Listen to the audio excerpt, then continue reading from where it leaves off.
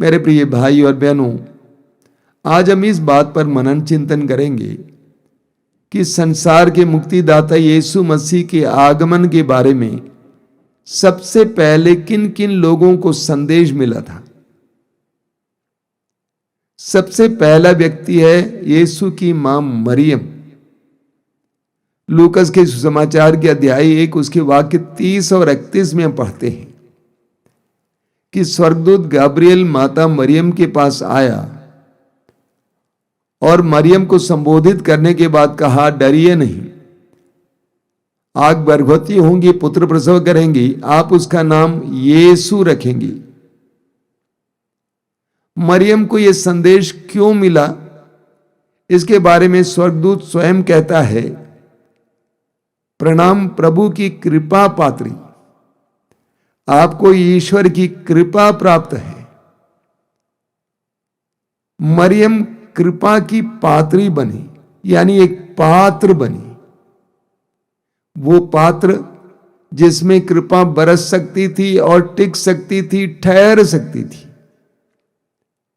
ईश्वर ने जो कृपा मरियम में बरसाया वो कृपा बनी रही। हमें भी ईश्वर कृपा देते हैं, अलग अलग प्रकार की कृपाएं देता है, लेकिन समस्या यह है कि कृपाएं ठहरती नहीं है। मरियम वो पात्र बनी जिसमें कृपा ठहर सकती थी। कुरिन्थियों के दूसरे पत्र के अध्याय 4 उसके वाक्य 7 में पौलुस हमें याद दिलाते हैं कि यह निधि हमारे अंदर मिट्टी के बर्तनों में रखी हुई है। ईश्वर ने हमारे अंदर बहुत सारे वरदान और कृपाएं रखी हैं, लेकिन ये मिट्टी के बर्तन में है। अगर हम संभाल कर नहीं चलेंगे, जिएंगे, तो ये बर्तन टूट जाएगा और कृपा बह जाएगी। मरियम कृपा पात्री बनी। बाइबल बताती है कि कौन ईश्वर का कृपा पात्र बन सकता है। इब्रानी अध्याय 11 वाक्य 6 में बार बार हमने सुना है, पौलुस कहते हैं, विश्वास के अभाव में कोई भी ईश्वर का कृपा पात्र नहीं बन सकता है। ईश्वर का कृपा पात्र बनने के लिए विश्वास अनिवार्य है, और मरियम के अंदर ये विश्वास था। सबसे पहले वो किशोर अवस्था में थी, और उस अवस्था में भी जब ईश्वर का संदेश उससे मिलता है तो वो हल्के से नहीं लेती है, गंभीरता पूर्वक लेती है। उसने यह नहीं कहा कि हो सकता है कि मुझे भ्रम हो रहा था, बल्कि उस युवती ने, उस तरुणी ने, उस लड़की ने उस संदेश को गंभीरता पूर्वक ग्रहण किया।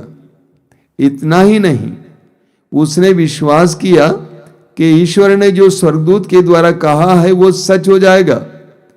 स्वर्गदूत ने कहा, पवित्र आत्मा आप पर उतरेगा और सर्वोच्च शक्ति की छाया पर पड़ेगी। पवित्र आत्मा के द्वारा आप एक पुत्र प्रसव करेंगी। एक किशोरी होने के बावजूद वो जानती थी कि एक संतान उत्पत्ति की प्रक्रिया क्या होती है, तब भी उसने स्वर्गदूत की उस बात पर विश्वास किया। उसने विश्वास किया कि स्वर्गदूत ने जो कहा मेरे जीवन में पूर्ण होगा। मरियम के अंदर विश्वास की दृढ़ता थी, इसीलिए मरियम ईश्वर की कृपा पात्री बनी। हमें प्रवक्ता ग्रंथ के अध्याय 3 वाक्य 20 में पढ़ने को मिलता है, तुम जितने अधिक बड़े हो उतने ही अधिक नम्र बनो, जिससे तुम ईश्वर के का कृपा पात्र बनोगे। ईश्वर का कृपा पात्र वो बनता है वो जो नम्र है। मरियम नम्र थी। स्वर्गदूत ने कहा कि आप जिसको जन्म देगी वह ईश्वर का पुत्र कहलाएगा। वो राजा दाऊद के सिंहासन पर बैठेगा, शासन करेगा, उसके राज्य का अंत नहीं होगा। इतना सब सुनने के बावजूद मरियम फूली नहीं, मरियम की नाक चढ़ी नहीं, मरियम लोगों को जाकर बोली नहीं, देखो मैं प्रभु ईश्वर के द्वारा विशेष रूप से चुनी गई हूं, ईश्वर मेरे अंदर बड़ा कार्य करने जा रहा है। बिल्कुल नहीं। वचन में बताता है कि मरियम वहां से एलिजबेथ के यहां जाती है जो बुढ़ापे में गर्भवती थी। क्या करने के लिए? सेवा करने के लिए। मरियम की नम्रता देखिए। जानते हैं मेरे भाई और बहनों, ईश्वर ऐसे लोगों को ढूंढता है जो नम्र है। नम्रता में ईश्वर की कृपा टिकती है, ठहरती है। जो घमंडी होते हैं उसके ऊपर प्रभु की कृपा बरस नहीं सकती है, ना ही वहां पे ठहर सकती है। हमें मूसा के बारे में पढ़ने को मिलता है स्तोत्र 106 वाक्य 23 में कि मूसा ईश्वर के कृपा पात्र थे। मूसा ईश्वर के कृपा पात्र थे। क्यों? वचन में लिखा हुआ है, गणना ग्रंथ अध्याय 12 वाक्य 3 में वचन में लिखा हुआ है, सभी मनुष्यों में मूसा सबसे नम्र व्यक्ति था। बाइबल पढ़िए, आपको पढ़ने को मिलेगा कि मूसा के जरिए ईश्वर ने बड़े बड़े कार्य किया। एक बार मूसा ने छड़ी से नील नदी को छुआ और पूरी नदी रक्त की नदी में बदल गई। उस छड़ी से मूसा ने लाल समुद्र को छुआ और लाल समुद्र 2 भागों में विभाजित हो गया। मूसा के द्वारा इतने बड़े बड़े चमत्कार और चिन्ह ईश्वर ने प्रकट किए, इसके बावजूद मूसा नम्र बने रहे। मूसा से एक छोटी सी गलती हुई। ईश्वर ने मूसा से कहा, जब इस्राएलियों के पास पीने के लिए पानी नहीं था, मरीबा में कहा कि सारे इस्राएलियों को इकट्ठा करो और चट्टान के सामने चट्टान से कहो, चट्टान हमें पानी दो, वो तुम्हें पानी देगा। मूसा ने इस्राएलियों को इकट्ठा तो जरूर किया, लेकिन चट्टान से बोलने के बजाय मूसा ने लाठी से उस चट्टान को मारा। पानी निकला जरूर, लोगों की प्यास बुझी, लेकिन ईश्वर ने कहा तुमने गलत किया, तुमने गलत किया। मैंने तुमसे कहा था कि चट्टान से कहने के लिए, लेकिन तुमने छड़ी से मारा क्यों?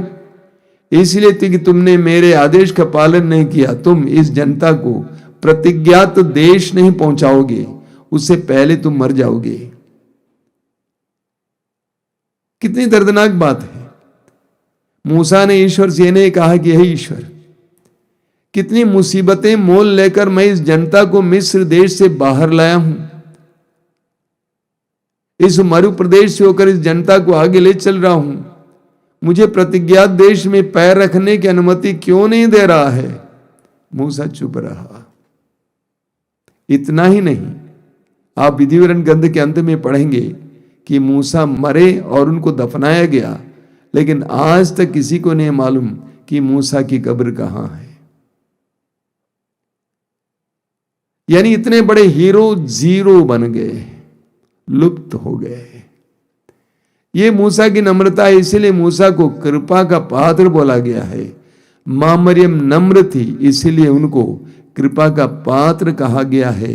मरियम को इसीलिए मुक्तिदाता के जन्म के बारे में संदेश दिया और उसके लिए माध्यम बनाया। दूसरा व्यक्ति जिसको मुक्तिदाता के आगमन के बारे में पता चला वो है एलिजबेथ। लूकास के समाचार में आप पढ़ेंगे उसके वाक्य अध्याय 1 वाक्य 41 से कि माता मरियम एलिजबेथ के पास आई और उन्होंने एलिजबेथ का अभिवादन किया, और एलिजबेथ ने माता मरियम का अभिवादन सुनते ही आनंद से उछल पड़ी और एलिजबेथ पवित्र आत्मा से भर गई। पवित्र आत्मा से भरने के बाद एलिजबेथ ने क्या कहा? ये मेरा कितना बड़ा सौभाग्य है कि मेरे प्रभु की मां मेरे पास आई। एलिजबेथ पवित्र आत्मा के अभिषेक में यीशु को पहचान लेती हैं। अभी अभी मां मरियम गर्भवती हुई हैं, लेकिन एलिजबेथ पवित्र आत्मा के अभिषेक में आने के बाद मरियम के गर्भ में पल रहे यीशु को पहचान लिया। एलिजबेथ ने कहा कि धन्य है आपके गर्भ का फल। यीशु को पहचानने के लिए, यीशु को अपनाने के लिए पवित्र आत्मा के अभिषेक की आवश्यकता है। पवित्र आत्मा ही हमें यीशु को पहचानने के लिए सामर्थ्य दे सकता है। पवित्र आत्मा ही हमें यीशु को पहचानने के लिए प्रज्ञा और ज्ञान दे सकता है। एलिजबेथ ने पवित्र आत्मा से भरकर यीशु को पहचान लिया। तीसरा व्यक्ति जिसको यीशु के जन्म के बारे में संदेश दिया गया वो है मरियम के पति यूसुफ। हम पढ़ते हैं मत्ती के समाचार के अध्याय 1 उसके वाक्य 20 और 21 में। यूसुफ को पता चला कि मरियम गर्भवती है और यूसुफ को नहीं मालूम था कि मैं क्या करूं। ऐसे में स्वर्गदूत यूसुफ के पास आता है और उसको समझाता है कि मरियम के गर्भ में जो बच्चा है वो पवित्र आत्मा के जरिए है, इसीलिए आप उसे अपनावें और अपना घर ले चलें। सपने में यह संदेश दिया गया। यूसुफ ने यह नहीं कहा कि आखिर सपना तो है, सपना तो कभी पूरा भी हो सकता है, नहीं भी पूरा हो सकता है। इस तरह यूसुफ ने उस बात को टाला नहीं, बल्कि यूसुफ ने उसका अक्षरशः पालन किया। यूसुफ ईश्वर के वचन को सुना और उसका पालन किया। इसी तरह अगले लोग हैं अपनी भेड़ों की रखवाली कर रहे कुछ गडेरिए जो बेतलहम के पास एक खेत में अपनी भेड़ों की रखवाली कर रहे थे। ठंडी रात में स्वर्गदूत उनको खबर देता है कि आप लोगों को मैं एक सुसमाचार सुनाता हूं, आनंद का सुसमाचार। आपके लिए मुक्तिदाता का जन्म बेतलहम में हुआ है, एक गौशाले में हुआ है। जब उनको ये खबर मिली, संदेश मिला, उन गरीब गडेरियों ने क्या किया? पालन किया। संदेश सुने और उसका पालन किया। उन्होंने आपस में कहा कि चलो हम बेतलहम चलते हैं और उस मुक्तिदाता को देख लेते हैं। उन्होंने ये नहीं कहा कि अरे रात का समय है, कोई बत्ती नहीं है, कहीं कुछ नहीं है, कैसे पता लगाएंगे। बेतलहम नगर बड़ा था, उतना बड़ा था जितना आज है।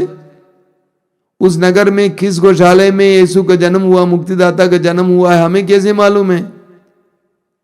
उस जमाने में ना बिजली ना बत्ती थी, कैसे पहचानेंगे, कहां ढूंढेंगे? उन्होंने ये नहीं कहा चलो दिन के समय जाए जाए। रात को उसी समय उठते हैं और मुक्तिदाता के दर्शनार्थ वे चल पड़ते हैं। ईश्वर के वचन को सुनना और उसका पालन करना।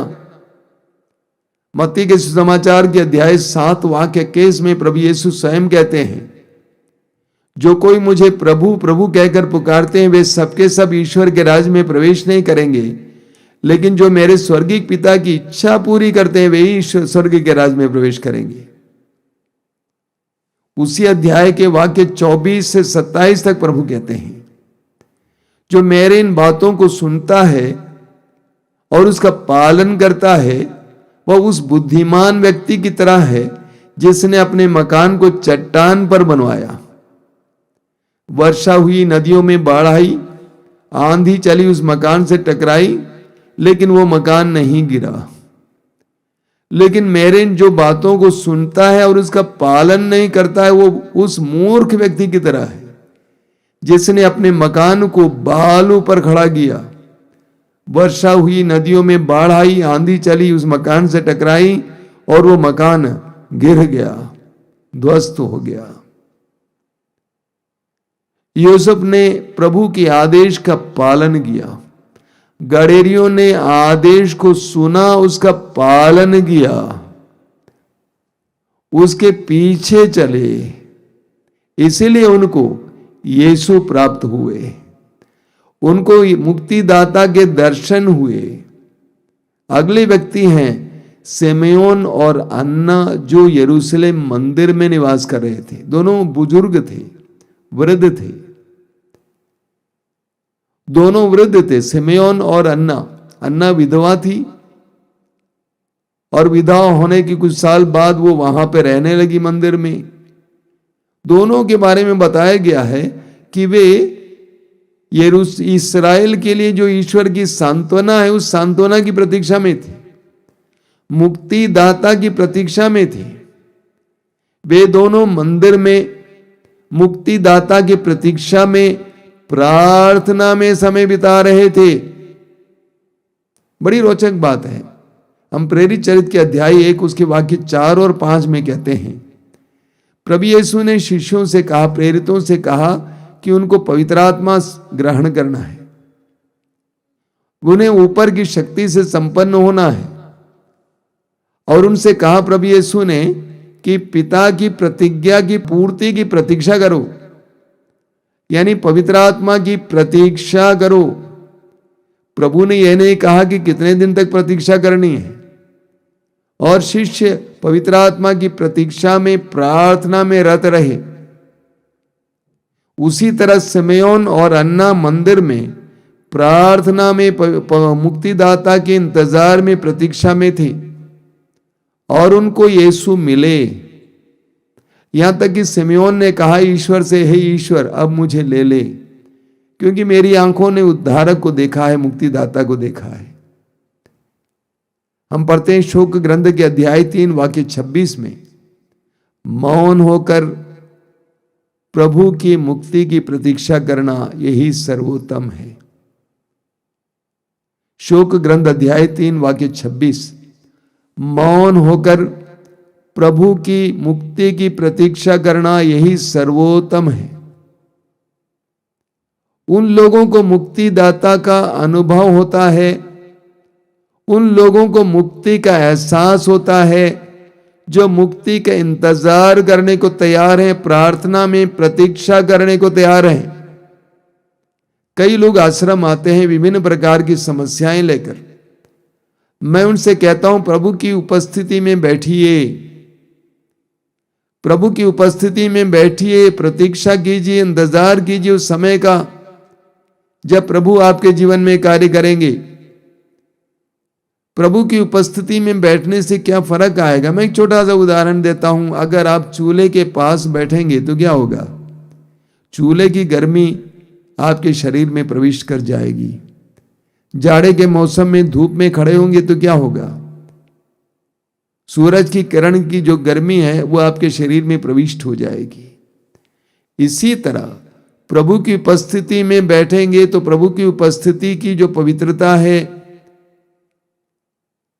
वह सब आपके अंदर प्रविष्ट कर जाएगी। तो सिमेयोन और अन्ना मुक्तिदाता की प्रतीक्षा में, प्रार्थना में रत थे, प्रार्थना में लीन थे और मुक्तिदाता को उनकी आंखों ने देखा। अगला है ज्योतिषी।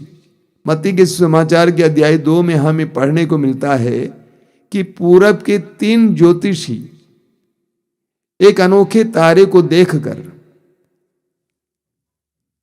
उस व्यक्ति की खोज में निकल पड़ते हैं जो उन्हें बेतलहम की उस गौशाले में प्राप्त हो जाता है। एक तारे के द्वारा उनको इशारा मिल जाता है, किसी महान व्यक्ति का जन्म हुआ है। एक बहुत सुंदर प्रतीक है। और वे ज्योतिषी हैं, उस तारे को देखकर वे संदेश ग्रहण कर पाए और मुक्तिदाता की खोज में बेतलहम के उस गौशाले में पहुंच गए और उन्हें यीशु के दर्शन हुए। मत्ती के सुसमाचार में स्वयं प्रभु यीशु कहते हैं अध्याय 6 वाक्य 33 में, तुम सबसे पहले ईश्वर के राज्य और उसकी धार्मिकता की खोज में लगे रहो, बाकी चीजें तुम्हें यूं ही मिल जाएंगी। तुम सबसे पहले ईश्वर के राज्य और उसकी धार्मिकता की खोज में लगे रहो और बाकी चीजें तुम्हें यूं ही मिल जाएंगी। उन ज्योतिषियों ने ईश्वर द्वारा दिए गए उनके ज्ञान, उनकी बुद्धि, उनकी प्रतिभा को आध्यात्मिक खोज में लगा दिया। उन्होंने अपनी आंतरिक शक्तियों को आध्यात्मिक खोज में लगा दिया। इसीलिए उन्हें यीशु प्राप्त हुए, मुक्तिदाता के दर्शन हुए। मेरे प्रिय भाई और बहनों, मैंने इन व्यक्तियों को आपके सामने रखा है जिनको प्रथम क्रिसमस यानी प्रथम यीशु के आगमन का संदेश प्राप्त हुआ। संदेश प्राप्त होने का मतलब है एहसास प्राप्त हुआ। अनुभव मिला। आज हम प्रार्थना करेंगे कि हम भी माता मरियम की तरह विश्वासी बने, दृढ़ विश्वास के द्वारा ईश्वर की कृपा पात्र बने, अपनी नम्रता के द्वारा उस कृपा को बनाए रखने के लिए योग्य व्यक्ति बने। हम प्रार्थना करें कि हम एलिजबेथ की तरह सदा पवित्र आत्मा के अभिषेक में जी सकें। छोटी छोटी बातों के कारण हमारा अभिषेक कैसे टूट जाता है। हम लोग अनावश्यक बातों में उलझ जाते हैं, छोटी छोटी बातें जिनको अनसुना कर सकते हैं, नजरअंदाज कर सकते हैं, लेकिन हम उन सारी बातों में उलझ जाते हैं और ईश्वर द्वारा दिए गए उस अभिषेक को गंवा देते हैं। हम भी एलिजबेथ की तरह पवित्र आत्मा के अभिषेक में जीने के लिए कृपा मांगे। हम भी यूसुफ की तरह और उन गडेरियों की तरह प्रभु के आदेश को जिस किसी रीति से हमें प्राप्त हो, जिन किसी व्यक्ति के द्वारा हमें प्राप्त हो, उन पर मनन करें, उनका अनुपालन करें, इसके लिए कृपा मांगे। वचन के अनुसार जीवन जीने के लिए कृपा मांगे। सिमेयोन और अन्ना की तरह मुक्ति और मुक्तिदाता की प्रतीक्षा में प्रार्थना करने के लिए कृपा मांगे। प्रतीक्षा करना जरूरी है, प्रार्थना करना जरूरी है। कई लोग अलग अलग प्रकार के बंधनों में हैं। कल ही एक भाई आए जो बहुत ज्यादा नशीले पदार्थ खाते पीते हैं, कहा कि मैं छुटकारा पाना चाहता हूं। मैंने कहा यदि आप प्रभु के सामने बैठने के लिए तैयार हैं, आश्रम में रहकर सेवा देने के लिए तैयार हैं, पूरी तरह से आध्यात्मिक खोज में लगने के लिए तैयार हैं, तो मैं आपसे इस समय वायदा करता हूं कि आप इसे छुटकारा पाएंगे। हम भी उन ज्योतिषियों की तरह जिन्होंने अपनी बुद्धि शक्ति, अपनी प्रतिभाओं को आध्यात्मिक खोज के लगाया, उसी तरह हम अपनी बुद्धि को कुटिल बातों में न लगाएं, अनावश्यक बातों में न लगाएं, बल्कि उसी बुद्धि को, उन्हीं प्रतिभाओं को आध्यात्मिक खोज के लिए लगाएं। तब हम मुक्तिदाता प्राप्त करेंगे। मेरी प्रार्थना है कि क्रिसमस का समारोह हमारे लिए एक मिलन का समय हो, एक साक्षात्कार का समय हो। यीशु जीवित हैं, वो हमारे बीच में है। इस तरह के समारोह हमें उसको एहसास करने के लिए, अनुभव करने के लिए मौका देते हैं। आइए हम प्रार्थना करें। आंखें बंद कीजिए।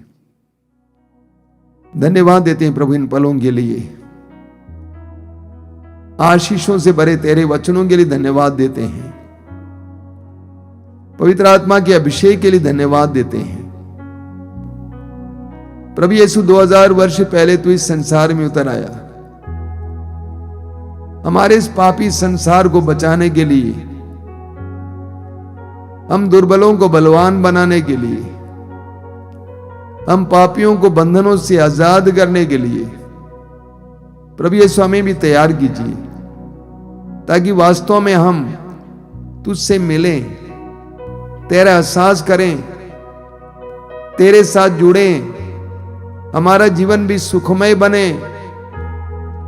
प्रभु मैं प्रार्थना करता हूं इस समय इन वचनों को सुनने वाले मेरे भाई बहनों के लिए, एक एक व्यक्ति को इस समय आशीर्वाद देना यीशु, तेरा दाहिना हाथ उन पर रखना यीशु, हर प्रकार के बंधन को दूर करके उन्हें आजाद करना यीशु, तेरे जन्म के पर्व के विशेष सामर्थ्य और कृपा के द्वारा इसी वक्त उन्हें विभिन्न प्रकार के बंधनों से आजादी देना यीशु, उनकी आंखों के बंधन को खोलकर उन्हें तेरे दिव्य दर्शन के लिए लायक बनाना यीशु। मैं विश्वास करता हूं कि तू हमारी प्रार्थनाओं को सुन रहा है। तेरी स्तुति, तेरी आराधना, तेरी महिमा